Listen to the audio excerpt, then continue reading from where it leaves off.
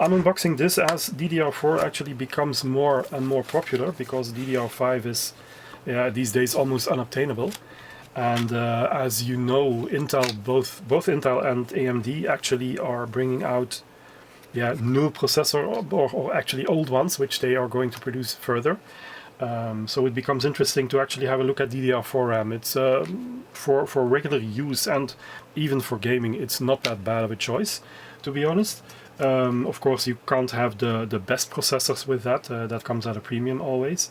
But the older generation is still viable for doing a lot of things. So what's in the set? Well, it's two kits in the well-known Vengeance LPX format. These are in black. It's two models, each having 16 gigabits. It's 32 megatransfers per second, or 3200 megahertz, how you want to look at this. It's two models, each having 16 gigabits.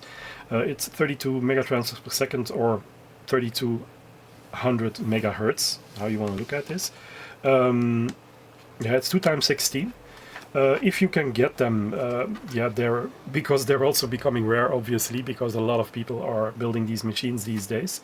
But yeah, I got a hold of one. What can I say for the rest? Vengeance LPX is a series that Corsairs already have since a really long time.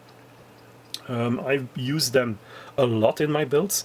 I've also used other manufacturers, obviously, but Corsair was one of the higher standards, and well-known brands actually in the PC community, of course, in the gamer community in particular. This one has a limited lifetime warranty. Depending on your country, it can also be 10 years. That's about it. What I can say. The heatsink is it's very good. It's very good. It dissipates the heat very well, but as you know, DDR4 doesn't become as hot as DDR5. So yeah, they are really good for actually everything. They support, of course, XMP profiles, but you can also use them on AMD, of course. They're pretty much compatible with just about anything. Thank you for watching. Please like and subscribe and leave a comment in the notes. Thank you very much. Bye-bye.